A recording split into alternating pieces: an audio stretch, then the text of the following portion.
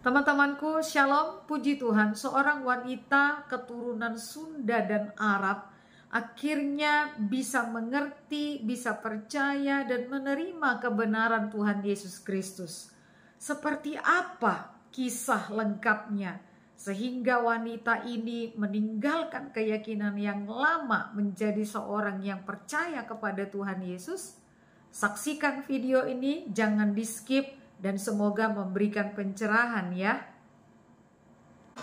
Tadi saya ceritakan sebelumnya saya adalah Bani Kedar, bapak saya dari Arab, ibu saya dari Sunda.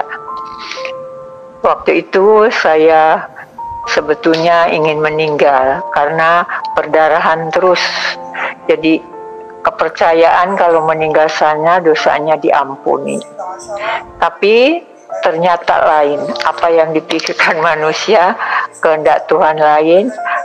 Kami dari Malaysia dengan saya setelah tawaf, kami melihat salib di atas tulisan.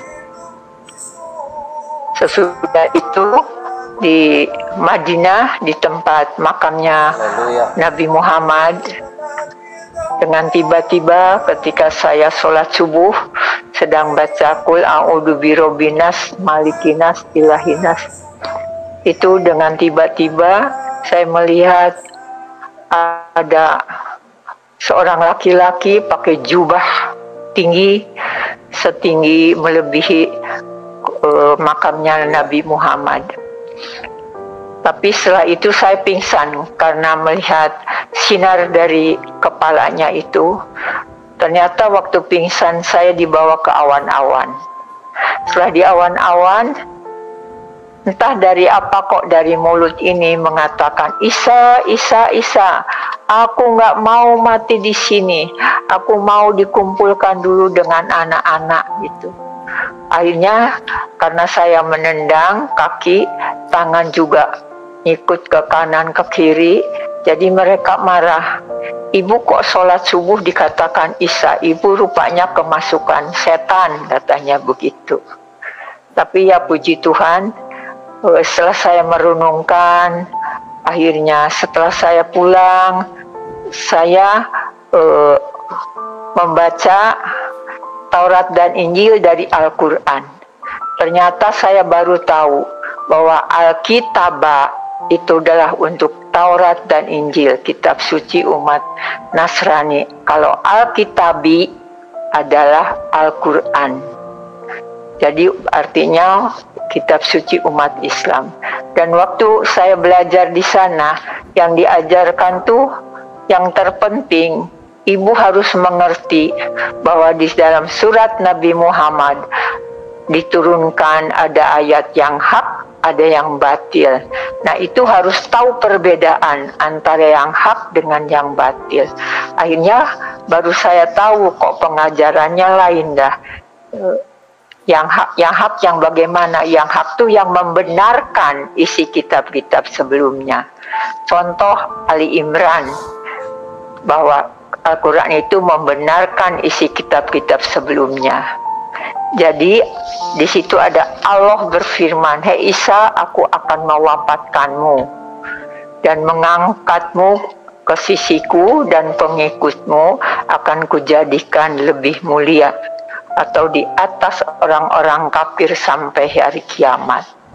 Terus saya kaget, loh katanya Isa Al-Masih tidak wafat dan tidak disalibkan, tapi orang lain. Nah dulu saya waktu jadi Bani Kedar, di surat An-Nisa ayat 157 dikatakan, sesungguhnya kami telah membunuh Al-Masih Isa putra Maryam, tetapi di bawahnya bertentangan.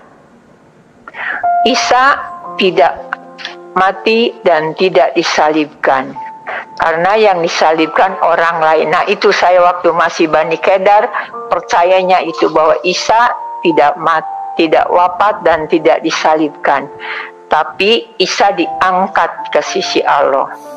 Tapi terus ada di surat Yunus, surat Nabi kepada Nabi Muhammad, kalau kamu ragu-ragu tentang apa saja isi Al-Quran yang hak, yang membenarkan isi kitab-kitab sebelumnya, bertanyalah ke umat Nasrani, yaqra'unal kitaba min qablika. Bertanya kepada umat Nasrani yang sudah membaca kitab-kitab sebelumnya. Sesudah itu saya tidak berani menanyakan ke orang Nasrani. Saya nanti dibohongi. Jadi saya bacanya dari Al-Quran, mengikuti. Harus bertanya. Ketika saya bertanya, ya bertanya. Ke depan saya kebetulan orang Batak. Jadi bertanya, apakah benar Isa al-Masih? Iya Bu, Isa al-Masih wafat dan dibangkitkan, hidup kembali menjadi Tuhan gitu. Puji Tuhan, akhirnya saya terima Yesus sebagai Tuhan. An-Nisa 4 ayat 159. Tidak seorang pun dari orang-orang kafir min ahlil kitabi sampai sekarang yang beriman kepada Isa. Terus di ayat 162-nya ketuhanan. Orang-orang yang berilmu mengatakan bahwa ketuhanan, percaya dengan ketuhanan Isa. Akhirnya saya baru percaya bahwa Isa masih itu anak Al-Quran yang diterjemahkan oleh Departemen Agama Republik Indonesia. Penerbitnya CP Jaya Sakti Surabaya mengatakan mukadimah artinya Al-Maidah artinya hidangan. Tapi disebut juga Isa al-Masih adalah penyelamat. Al-Munkij itu artinya Isa al-Masih penyelamat pengikut-pengikut setianya dari azab Allah. Nah, akhirnya saya mulai saat itu karena suruh bertanya umat Kristen, jadi saya beli buku. Tidak bertanya, saya mau belajar sendiri begitu. Akhirnya puji Tuhan, saya disekolahkan Alkitab, tapi saya tidak sampai selesai. Saya hanya tidak ingin jadi pendeta, saya ingin penginjil yang memberitakan kebenaran. Puji Tuhan, saya diutus Tuhan, karena waktu itu saya dapatnya dari Yesaya 61. Saya pertama tidak langsung menginjil, tapi hanya kesaksian. Tapi setelah sekolah Alkitab, saya nggak mau selesai, saya menginjil. Akhirnya Tuhan kirim di Bali 3 bulan saya. Terus waktu itu di Solo ada sekolah Alkitab yang tidak bayar. Jadi hidup mereka dari cocok tanam. Jadi saya mengajar Taurat dan Injil dari Al-Quran. Jadi ternyata di dalam Al-Quran Al-Maidah dikatakan kalau ada umat Nasrani setelah perjamuan kudus makan hidangan yang dari surga terus mengingkarinya, maka Tuhan akan menyisanya dengan siksaan yang belum pernah diberikan kepada seorang pun manusia. Sebab oleh karena itu saya bertambah kuat imannya. Oh, kalau begitu ya sudah, saya mau dibaptis. Akhirnya saya dibaptis di satu gereja. Nah, itu puji Tuhan, setelah dibaptis, saya baru diutus oleh Tuhan. Saya dipercayakan bawa firman ke Madiun, ke panti asuhan.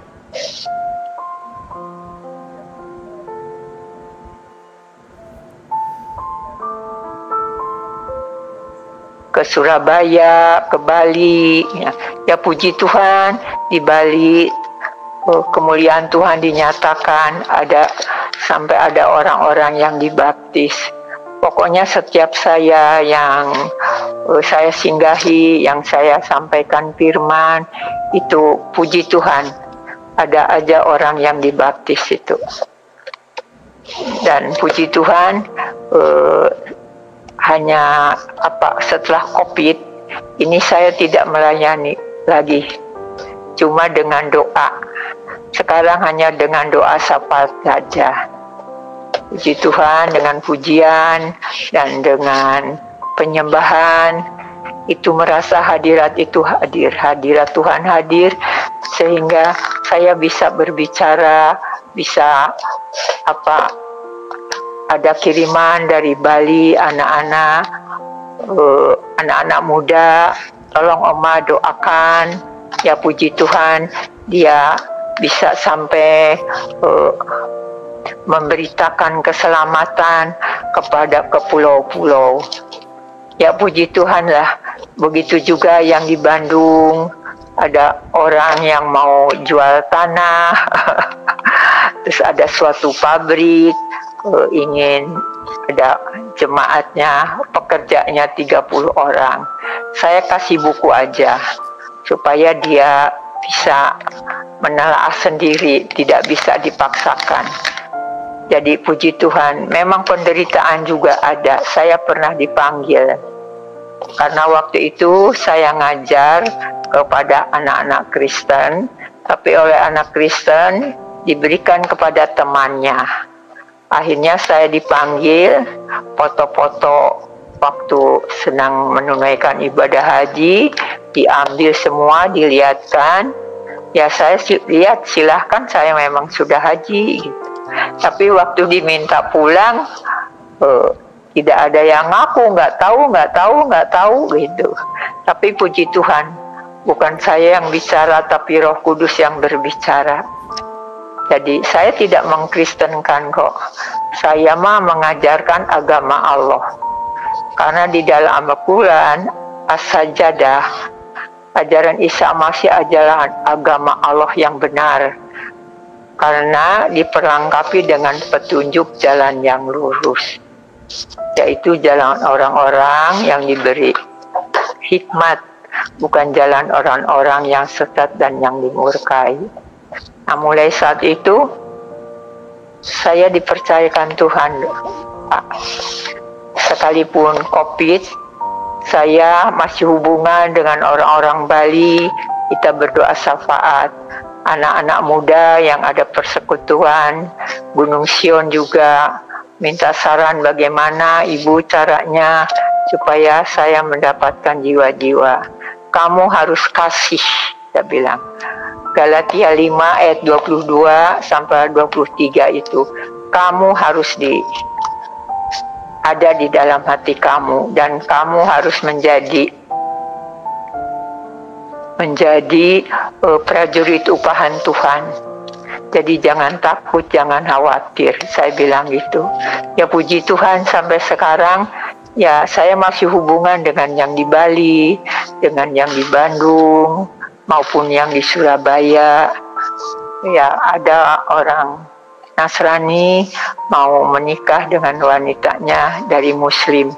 Saya datangin orang tuanya. Saya pakai Al-Quran Pak dari dulu. Akhirnya puji Tuhan, ibunya, neneknya waktu menikah di Bali itu pada datang. Saya puji Tuhan, saya bilang gitu. Akhirnya semua keluarganya terima Yesus. Itulah keajaiban, kemuliaan Tuhan dinyatakan kepada mereka melalui saya. Terus saya kalau ada yang sakit juga, saya ya bilang begini aja, percaya aja Yesus wafat dan dibangkitkan. Percaya bahwa Yesus itu tabib di atas segala tabib. Bisa menyembuhkan, bisa menyelamatkan. Isa Masih saya bilangnya, bukan Yesus. Kalau ke Bani Kedar saya bilangnya. Tapi saya sambil tunjukkan Al-Quran. Kalau Alkitab nanti dikira mau mengkristenkan. Jadi mereka itu mengenal Yesus dari Taurat dan Injil, ada yang dari Al-Quran. Ya itulah Pak, saya mengucap syukur sekali. Saya mengucap syukur sekali, sekalipun sudah tua 81, diberi kesehatan Pak. Oh, pernah jatuh, yaitu pernah jatuh, dokter harus operasi. Sampai saya di Solo ada pijat, di Surabaya ada pijat. Tapi pijatnya bukan seluruh tubuh, hanya saraf-saraf. Saya ikuti terus sampai pindah ke Surabaya. Terus Surabaya sudah pindah ke tempat lain lagi. Terus saya percaya saya sudah sembuh. Puji Tuhan, sekarang saya bisa jalan, Pak. Tadinya kalau berjalan, kaki itu, betis itu kejang. Dari jari-jari sampai betis kejang. Karena tulang di belakang ini harus dioperasi. Sejak di Pertamina tidak sembuh sekalipun sudah di pijat oleh tukang pijat, tapi tukang pijat biasa rupanya jadinya enggak. Puji Tuhan, Pak, sampai sekarang saya bisa hanya dengan berdoa, Pak. Karena sudah tua, anak-anak bilang, Bu, jangan pergi-pergian ya. Sekalipun ibu sudah suntik vaksin, namanya ibu, nanti jangan sampai terkena begitu. Jadi saya puji Tuhan dipercayakan menjadi pendoa syafaat. Jadi hubungan saya ke Surabaya masih, yang sudah pindah dari Surabaya, sekarang ada di Jawa Barat, orang Batak itu seperti dengan saudara. Jadi yang di Bandung juga seperti dengan anak, sampai menikah begitu sekeluarga. Tadinya tidak disetujui oleh keluarganya, puji Tuhan, sekarang semuanya baik-baik. Anak-anak juga terima Yesus semua. Kalau anak saya, laki-laki 3, puji Tuhan, cuma yang meninggal 1, yang pertama.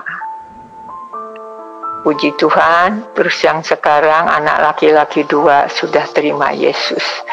Dan waktu itu, waktu ke Bali pelayanan, main gitar, terus mendoakan. Ya, puji Tuhan lah. Teman-temanku, puji Tuhan, karena ibu yang tadinya seorang yang sangat percaya akan ajarannya yang lama, agamanya yang lama, tetapi kemudian karena Tuhan Yesus menampakkan berbagai penglihatan, lalu kemudian dia belajar firman Tuhan dan membandingkannya dengan kitabnya yang lama, dan kemudian dia menemukan kebenaran, dan kebenaran itu telah memimpin dia untuk boleh percaya kepada Tuhan Yesus dan menjadi pengikut Tuhan yang setia. Bahkan dia belajar teologi, belajar firman Tuhan agar dia bisa memberitakan Injil. Namun ada satu hal yang ingin saya kritisi, khususnya mengenai pernyataannya yang bertanya kepada orang lain yang mengatakan bahwa Tuhan Yesus itu bangkit dari antara orang mati dan menjadi Tuhan. Teman-teman, benar, Tuhan Yesus itu mati dan kemudian pada hari yang ketiga bangkit dari antara orang mati dan naik ke surga. Tetapi bukan pada saat dia bangkit dan naik ke surga maka kemudian dia menjadi Tuhan, tidak. Tetapi firman Tuhan dengan jelas berkata di dalam Injil Yohanes 1 ayat 1 bahwa firman itu adalah Allah, dan kemudian di dalam Yohanes 1 ayat 14 firman itu menjadi manusia, itulah Tuhan Yesus Kristus. Jadi ketika dia menjadi manusia tidak menghilangkan ketuhanannya, tetapi dia menjadi manusia 100% dan juga Tuhan 100%. Itu sebabnya ketika dia menjadi manusia, dan dia tetap bisa melakukan hal-hal yang ajaib, hal-hal yang tidak bisa dilakukan oleh manusia biasa yang hanya bisa dilakukan oleh Tuhan. Dia sebagai manusia bisa merasakan akan penderitaan, akan kesulitan, dan hal-hal yang bisa dirasakan oleh manusia biasa. Ketika dia mati dan dia naik ke surga, dia menyediakan tempat bagi setiap orang yang percaya dan juga untuk ibu yang sudah menjadi percaya kepada Tuhan Yesus. Mari teman-temanku, jangan pernah ragu dan jangan sampai terlambat. Ambillah keputusan untuk boleh percaya dan menerima Tuhan Yesus sebagai Tuhan dan Juru Selamatmu. Tuhan Yesus memberkati.